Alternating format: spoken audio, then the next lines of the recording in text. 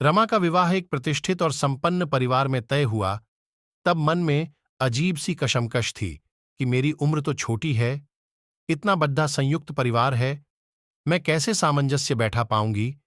अभी तो किसी भी कार्य में दक्षता नहीं है। पारिवारिक रिश्ते नाते, रीति रिवाजों की पर्याप्त समझ आने में तो बहुत समय लगेगा। उसके मन भी बड्डी उलझन थी। पर विवाह उपरांत जब घर गई तो सारी स्त्रियां केवल स्त्रियां ही थीं। वे धौंस, रोब और अकद्दर से परे थीं। उन्होंने रमा से कहा कि सारे रिश्ते बाद में आते हैं, हम सबसे पहले स्त्री हैं। तुम्हारी सास, जेठानी और ननंद बाद में। तुम सबसे पहले इस घर में सहज हो जाओ। यहां पर कोई भी तुम्हें किसी तराजू में नहीं तौलने वाला है।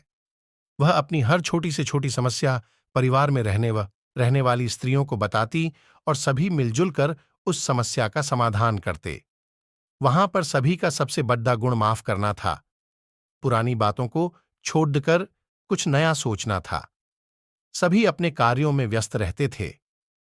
रमा अपनी मां से कहती है कि मेरे ससुराल में सुंदरता, गुणों और अवगुणों को तौलने के लिए कोई तराजू नहीं है। सास अपनी पुरानी कहानियां नहीं सुनाती कि मेरे जमाने में ऐसा होता था, मैंने यह किया था, मैंने वह किया था। जेठानी अपनी श्रेष्ठता नहीं सिद्ध करती कि मैंने इस घर को संभालने में इतने वर्ष झोंक दिए। ननंद हर समय मान सम्मान की दुहाई नहीं देती। हर कोई मुझे सहज महसूस कराने में लगा रहता है।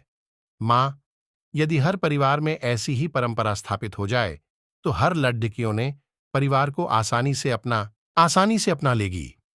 मां, वहां की एक और विशेषता है कि वहां पर दोषों पर चर्चा करना स्वीकार नहीं है। दोषों पर ध्यान केंद्रित करने से उन्नति रुक सकती है, पर समाधान और चिंतन करने से हमारी दृष्टि विकसित होती है।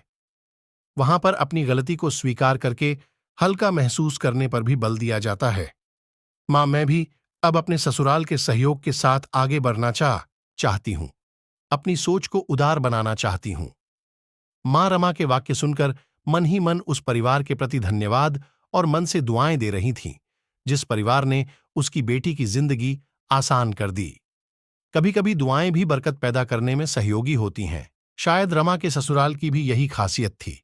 रमा की मां मन ही मन ईश्वर को धन्यवाद दे रही थीं कि बेटी की सोच और परिवार की सोच में कितना अच्छा तालमेल दिखाई दे रहा है। भविष्य में मेरा होना या न होना मेरी बच्ची की खुशहाली के लिए जरूरी नहीं होगा। वह आगे की यात्रा अपनी सकारात्मक सोच और पारिवारिक सहयोग से तय कर लेगी।